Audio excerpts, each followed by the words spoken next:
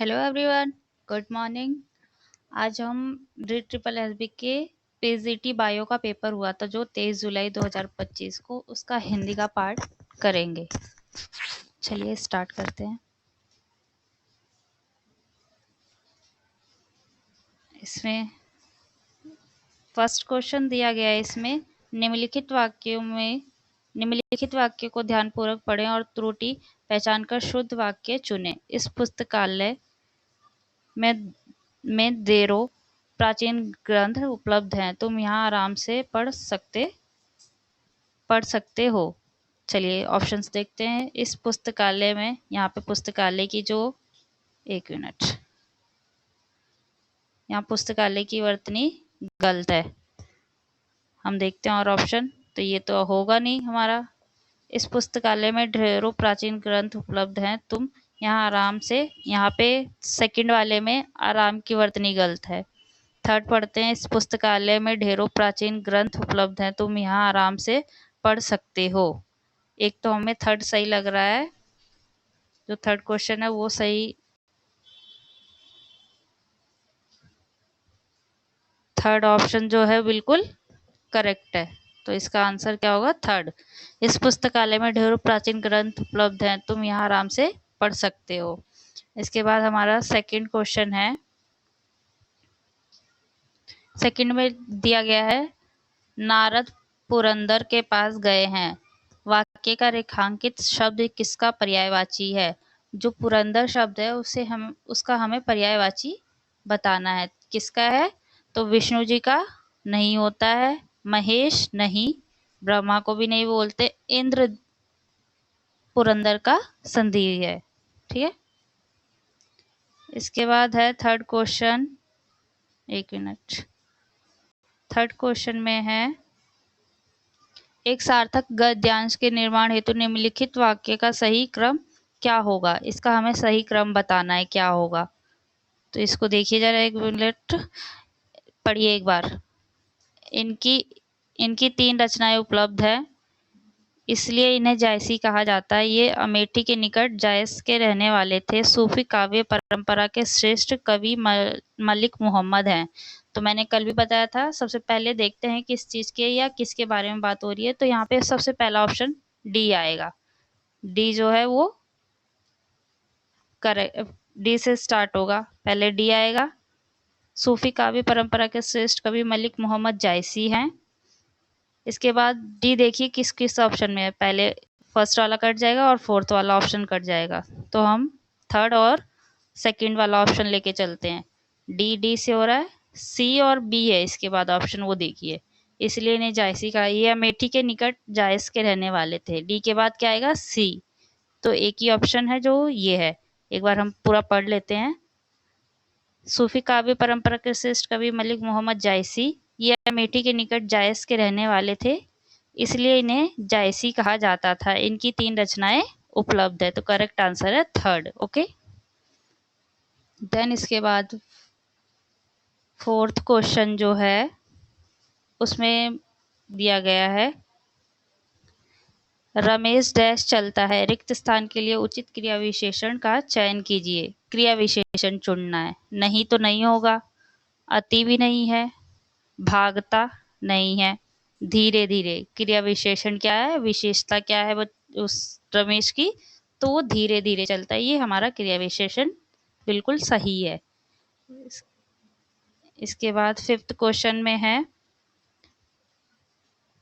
फिर महाभारत में द्रौपदी के चीर हरण का प्रसंग प्रचलित है। वाक्य का रेखांकित शब्द किसका पर्यायवाची है? हमें इसमें जो चीर शब्द है, चीर का पर्यायवाची जो है पर्यायवाची वो बताना है। चीर केश नहीं। द्रौपदी का मुझे लगता है कि सबको ही पता होगा कि चीर हरण हुआ था, तो उसे केस नहीं, अभिमान भी नहीं, इज्जत भी नहीं, वस्त्र, उनकी साड़ी खींची थी उन लोगों ने, तो चीर उसी को बोला जाता है, वस्त्र को चीर कहते हैं। ठीक है। सिक्स्थ क्वेश्चन है हमारा, एक सार्थक गद्यांश के निर्माण हेतु निम्नलिखित, तो ये गलत लिखा हुआ है, इसमें वाक्य का सही क्रम क्या होगा? पढ़ते हैं। दंगों में वे एक दूसरे के खून के प्यासे हो गए थे। हिंदू मुसलमान भाई भाई कहलाते थे। हिंदी क्षेत्र को विभाजन का अनुभव दूर से हुआ, इसलिए विभाजन की त्रस्ती से हिंदी साहित्य कम प्रभावित हुआ। इसमें हिंदू और मुसलमानों का वही बताया जा रहा है। तो सबसे पहले हम देखते हैं कहाँ पर सेंटेंस स्टार्ट कर सकते हैं हम।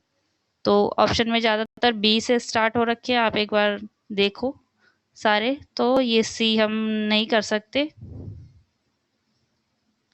एक मिनट।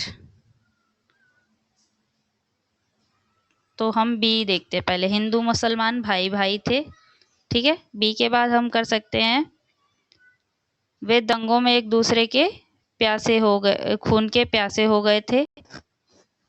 देन उसके बाद बी ए 2 में दे रखा है, फर्स्ट और सेकंड में। उसके बाद हम पढ़ेंगे तो हिंदी क्षेत्र को विभाजन का अनुभव दूर से हुआ, ये आएगा। उसके बाद देन लास्ट में डी आएगा, इसलिए विभाजन की त्रस्ती से हिंदी साहित्य कम प्रभावित हुआ। करेक्ट ऑप्शन जो होगा हमारा वो होगा सेकंड, BACD वाला। ओके, 7th क्वेश्चन है हमारा। उसमें बोला गया है कि अंजलि डैश किताब पढ़ी है, वाक्य के रिक्त स्थान को कर्ता कारक से पूर्ण करता है। जो कर्ता कारक है उससे पूर्ण करना है हमें वाक्य को। तो कर्ता का क्या होता है? कर्म ने कर्ता को, ये सारे वाक्य हैं।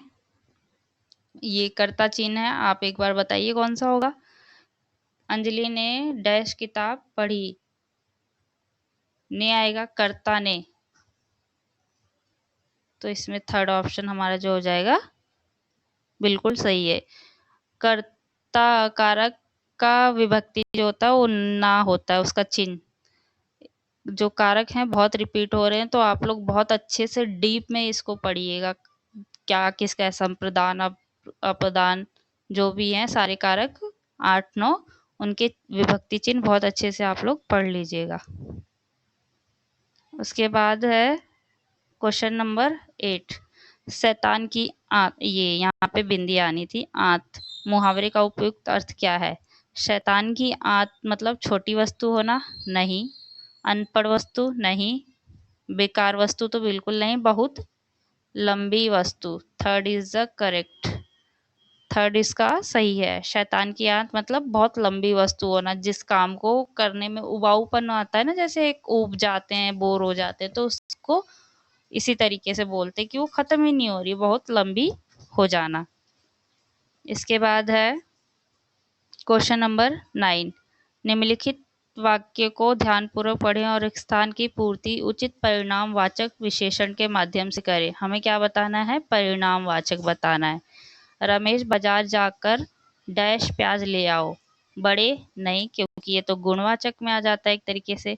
4-5?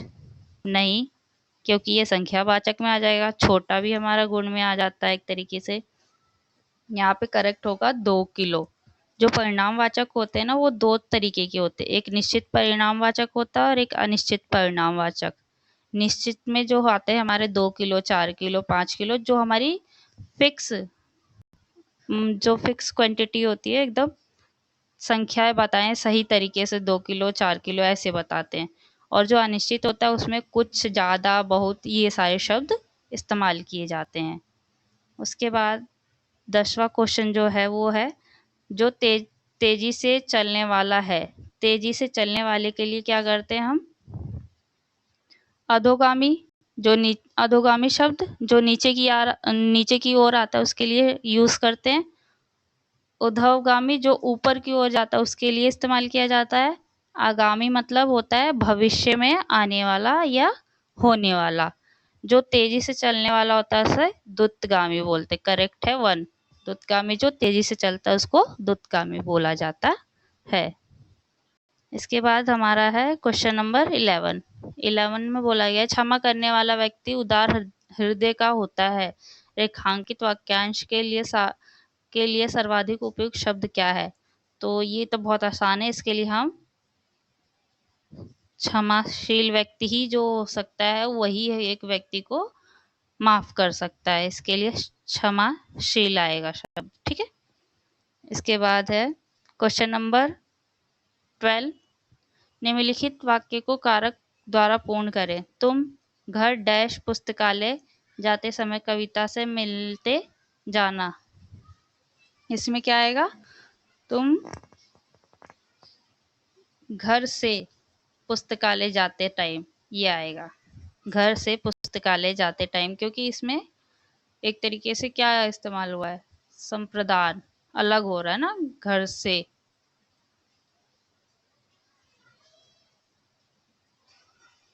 नहीं नहीं सॉरी, अपदान कारक है, घर से अलग हो रहा है, घर से जाते टाइम अलग होने का बोध होता है, तो वहां पे अपदान कारक आता है, तो यहाँ पे से विभक्ति इस्तेमाल होगी कारक की। इसके बाद है क्वेश्चन नंबर 13। चोरी का माल मोरी में लोकाक्ति का अर्थ निम्नलिखित में से है। बुरे ढंग से कमाए माल से संपन्नता आती है, कभी नहीं आ सकती, क्योंकि चोरी के माल से कभी किसी का अच्छा होता नहीं है। बुरी तरह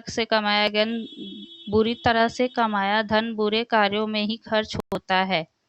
एक मिनट, इसको लेते हैं हम। चोरी का माल ठीक से छुपाना पड़ता है, नहीं, इसका मतलब ये तो नहीं होगा। चोरी का माल दूसरों को बांट दिया जाता है, ये भी नहीं है। तो करेक्ट है सेकंड, बुरी तरह से कमाया गया धन बुरे कार्यों में ही खर्च होता है। अक्सर सुना भी होगा आप लोगों ने, यही बोला जाता है कि अगर बुरा करोगे तो चोरी करा हुआ जो माल होता है, मतलब चीजें होती है, वो बुरे ही चीजों में खर्च हो जाती हैं और पता भी नहीं चलता है, तो इसलिए चोरी तो नहीं करनी चाहिए।